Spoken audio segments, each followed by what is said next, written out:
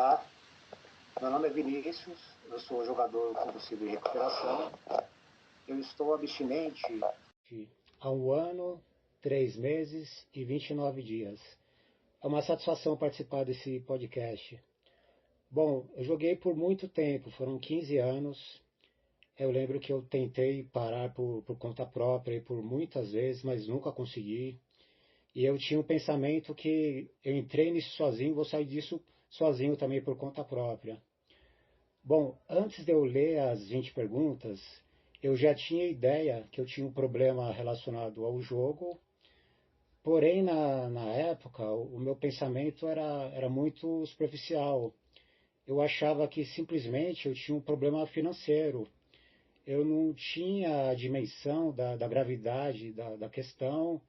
Até então eu nem sabia que era uma doença que eu tinha.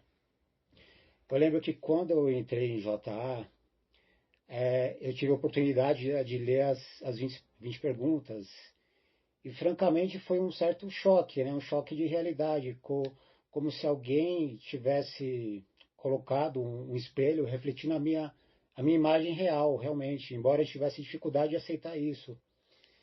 Então, ali era verdade assim, nua e crua, que eu demorei muito para aceitar que eu era um jogador compulsivo que precisava de ajuda.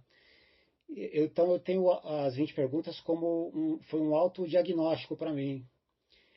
Após o conhecimento, né, das 20 perguntas e ingressar para o JA, aí eu comecei a entender que a questão financeira, na verdade, era só a ponta do iceberg, que a essa altura eu já tinha comprometido todas as esferas da minha vida: carreira, família, saúde física, mental. E algo que me doía bastante era também eu ter a convicção que eu estava prejudicando outras pessoas. Isso também para mim trazia um sentimento de muita culpa. Das 20 perguntas, eu me identifiquei com algumas, mas eu posso destacar duas aqui em especial. Eu diria que a pergunta 7, que é a pergunta que questiona: após ter perdido, você sentiu como se necessitasse voltar o mais cedo possível e recuperar as suas perdas? Bom, aqui foi um ponto que o jogo me prendeu demais, porque quando eu jogava, eu tinha uma certa ilusão, né, de controle, que com a estratégia certa eu poderia sair ganhando, mas ledo engano, né? Não existe controle, estratégia. O jogo existe só, enfim, são elementos aleatórios, né, fora da minha ação. Então, além disso, eu sempre me enxerguei como uma pessoa assim competitiva em qualquer situação que envolvesse disputa. E quando surgia alguma situação assim de derrota, eu tinha uma dificuldade muito grande de aceitar. Então, eu buscava de toda maneira eu reverter isso e voltar a ganhar. E com o jogo não foi diferente. Quando aconteciam as perdas, eu ficava assim devastado não só pela perda financeira, mas eu acredito que até o meu ego assim ferido, né, de ter sido derrotado por uma plataforma, por um algoritmo. Então, quando isso acontecia, era uma angústia e culpa muito grande. E aí vinha uma urgência assim avassaladora. Eu ficava cego e nada mais importava do que retornar o mais rápido possível e tentar recuperar as perdas. E nisso tudo era aquela fase do desespero, né? Tudo, as outras questões para mim, trabalho, família, isso tudo virava algo acessório, né? E então a questão o jogo é uma pura obsessão mesmo, e fez um rastro de destruição muito grande que ainda tem alguns reflexos até hoje. E fora a questão das perdas, né? O sentimento, o jogo traz uma carga mental assim negativa muito pesada, o psicológico assim bem comprometido mesmo. Então é um terrorismo mental assim muito grande. E outra pergunta que me impactou bastante foi a 15ª, que questiona: alguma vez você já jogou para fugir das preocupações ou problemas? Eu considero que o meu jogo era muito ligado ao lado emocional. Então, na maior parte das vezes, quando eu passava por alguma situação de grande estresse, pressão, algum tipo de problema, ao invés de eu tentar racionalmente buscar soluções, aí que eu buscava cada vez mais o jogo. Então eu sentia que eu tinha uma dificuldade, né, de aceitar a realidade e isso servia como um mecanismo de fuga para mim. E acredito que até de uma certa forma inconsciente, né, eu buscava isso como um refúgio, assim, era meu universo particular, eu posso dizer. Aí naquele momento, né, do jogo, provisoriamente, de fato eu esquecia, né, dos outros problemas e eu tinha uma sensação assim de lapsos, assim, de uma sensação prazerosa. Mas isso era questão de pouquíssimo tempo. Logo em seguida, depois que minha lucidez começava a retornar, meu raciocínio, aí eu pude tomar ciência, né, que era uma péssima estratégia eu fugir dos meus problemas da vida real, de eu não suportar os momentos de desconforto, algo que não estava da forma como eu queria, porque aí os problemas se multiplicavam, né? Então, por essas e outras questões, né, do que as 20 perguntas traz, me pode trazer assim uma clareza de raciocínio para eu poder me conhecer melhor e me auxiliar na busca pelo equilíbrio, né, um dia após o outro. Então eu sou muito grato aí pelo JA e as 20 perguntas para mim foi fundamental nesse sentido. Agradeço a todos aí por participar desse podcast. Obrigado, saudações. Olá, ouvintes.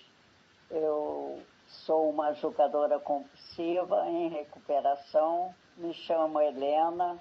Estou há 25 anos, 8 meses e 12 dias sem fazer a primeira aposta. Eu jogava muito. Eu entrava às 2 horas da tarde e jogava até 6 horas da manhã, até o último centavo acabar. Eu ia a pé para casa, que eram 4,5 quilômetros, mas eu perdia. Naquela época era 25 centavos. Eu perdia até os últimos 25 centavos. Agora, não me prejudiquei muito financeiramente, mas prejudiquei os familiares. Prejudiquei a minha neta, que ela veio da Itália para me ver, e eu ficava no jogo. E o pai dela, ela perguntou, por que a vovó não fica aqui? E o pai respondeu, porque ela está jogando, ela joga na maquininha, ela está perdendo dinheiro, ela não tem tempo para a gente. É igual a máfia da Itália. Quando ele falou isso, ela começou a chorar, e quando eu cheguei, ela se ajoelhou e falou, vó, você vai ser morta pela máfia. Isso me cortou o coração. Os 3 dias eu não fui jogar. Assim que ela foi embora, continuei jogando. E um dia eu prejudiquei a minha mãe. Ela estava com uma fissura na bacia e eu fui jogar. E eu sempre voltava às 7 horas para dar o lanche a ela e às 9 eu voltava para jogar. E nesse dia eu esqueci dela. E quando eu olhei no relógio, eram 10h30 da noite. Eu falei, ela ficou sem o lanche, agora não adianta mais. E continuei até às 6 da manhã. Quando eu cheguei, eu perguntei, a senhora comeu alguma coisa? Ela disse, eu fui me arrastando, segurando pelo corredor, e eu cheguei até a cozinha e comi alguma coisa. Gente, isso tem 26 anos, mas isso ainda está e dói. Tudo por causa de jogo. E a minha mãe dizia, você está doente, você precisa de ajuda. E eu fui ouvir na Rádio Globo sobre jogadores anônimos. E quando eu ouvi que era um lugar que a gente conseguia parar de jogar, eu falei, eu vou para lá. E eu fui, e aí a primeira coisa que me deram foram essas 20 perguntas para responder. Eu respondi no dia 14 sim. Hoje eu vejo que eu responderia 17 sim, e não 14.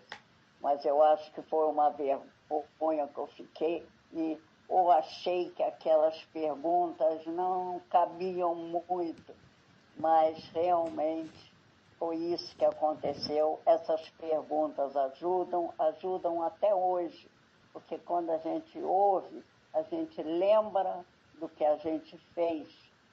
E isso é bom, porque a gente sempre lendo isso, sempre ouvindo essas perguntas, a gente diz: eu não posso mais, eu não quero mais, eu não devo mais jogar. Então, eu queria agradecer muito essa oportunidade que me deram, de eu também poder falar para vocês a importância de jogadores anônimos para aqueles que estão procurando ajuda ou aqueles que acham eu tenho poder sobre o jogo, eu paro quando eu quiser. A gente não para quando a gente quer, a gente não consegue porque a gente está doente, é a compulsão que se instalou e a gente não consegue sair dela sozinho. Então, eu só queria agradecer a Maria, ao José e a todos que participaram, a gratidão que a gente tem por essa irmandade, por ter salvado a nossa vida. Então, quero me despedir de todos e dizer: há um lugar que salva a gente do jogo. Olá, galera. Meu nome é Larissa. Sou uma jogadora compulsiva em recuperação há 2 anos, 6 meses, 16 dias e só por hoje. Primeiro, queria agradecer a oportunidade de estar falando aqui no podcast, levando a palavra aos jogadores que ainda sofrem, a quem ainda está no jogo, a quem está tentando sair. E sobre as 20 perguntas, eu acho que as que mais me impactam são as que têm a ver com família. Então, a 12 a 13, ali você já pediu dinheiro emprestado para financiar o seu jogo. Seguida da 13, o jogo tornou descuidado. Opa! Peraí. O jogo tornou descuidado com o seu bem-estar e da sua família. São as perguntas que mais me impactam, porque eu pedi muito dinheiro emprestado para minha família, mentindo, claro, não falei que era para jogo, falei que era para curso, falei que era para um monte de coisa, todas as mentiras que o jogador compulsivo consegue inventar, que somos muito criativos. Menti muito para minha família, peguei dinheiro emprestado com pai, com mãe, com minha irmã, com minha avó. E foram eles que me levaram para a sala, né? Para a sala do Jabaquara. Foram eles que me levaram. E assim, ver os meus pais na minha primeira reunião, chorando ali, desconsolados, com a minha doença, para mim, me partiu o coração. Ali eu comecei a cair na realidade. E até hoje essa parte é a que mais me pega, né? Quando bate aquela fissura de voltar ao jogo, eu lembro da minha família, eu lembro como eles estavam quando eu entrei para a JA. E essa é uma motivação a mais para eu me manter abstinente longe do jogo. E a outra pergunta que me pega bastante é a 17. O jogo fez com que você tivesse dificuldades para dormir. Eu lembro que quando começou a faltar dinheiro e tal, minha família me perguntou: mas você tá jogando? Eu falei: não, claro que não, né? Imagina. Isso acho que foi numa sexta-feira. E eu tinha um vidro de remédio controlado para dormir, porque eu não estava conseguindo já dormir. E de sábado para domingo eu tomei esse vidro inteiro para conseguir dormir, para conseguir me manter, enfim, tentar me manter sã. Então, são essas as perguntas que mais me pegaram. Eu lembro quando eu entrei na Irmandade, na minha primeira reunião, quando eu fui apresentada as 20 perguntas, eu respondi, se eu não me engano, 18 ou 19 sims, né? Só não respondi uma. E toda vez que eu leio as 20 perguntas, eu volto naquele dia, eu lembro como eu estava no fundo do poço, eu era um zumbi. E Enfim, o quanto eu evoluí até hoje, graças à Irmandade, graças ao meu poder superior, graças à minha boa vontade.